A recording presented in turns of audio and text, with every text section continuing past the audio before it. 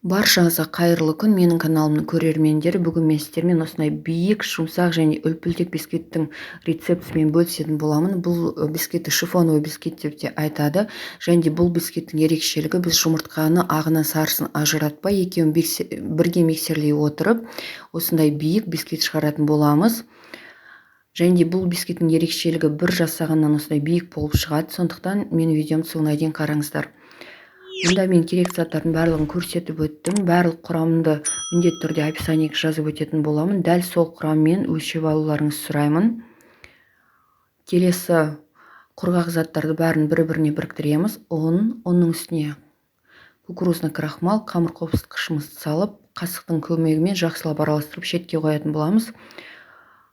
Енді шұңғыр ыдысымызға жұмыртқаны, шым-шым тұз және де қантты салып, миксердің ең жоғарғы оборотында миксерлейтін боламыз. Тоқтатпай миксерлейміз. Біздің осы жұмыртқалы массамыз өзінің осы формасынан 3 есеге дейін ұлғаю керек, ағарып.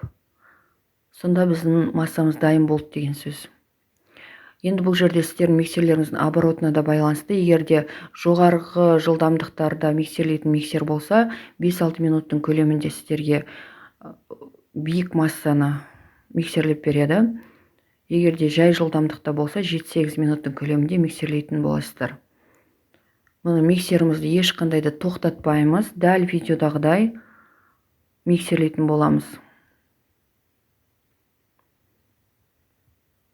Егер де сіздер дәл осы құраммен өлшеп алып жасайтын болсаңыздар, сіздерде де мінсіз бисквит шығатын болады. Сонда міндетті түрде жасап көріңіздер.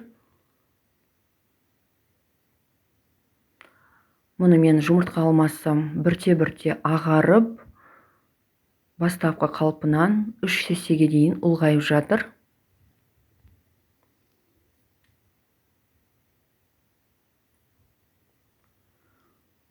Мұны және сіздерге тағы бір лайфхак болсын, кеңес болсын. Мұны бізде жұмыртқа венчиктен аққан ізіміз өзінің формасын 3 секундқа дейін сақтап тұру керек. Сонда сіздің жұмыртқалы бисквитті массаңыз дайын болды деген сөз.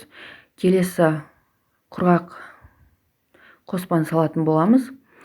Бұны 2 бөліп саламыз. Дәл видеодағыдай міндетті түрде електің көмегімен өткізіп, осындай силиконды лопатаның немесе қасықтың көмегімен ұнды астыдан жоғары қарай араластыратын боламыз. Міндетті түрде ешқандай да тез араластырып жүрмеңіздер. Дәл видеодағыдай астыдан жоғары қарай жайлап араластыратын боламыз.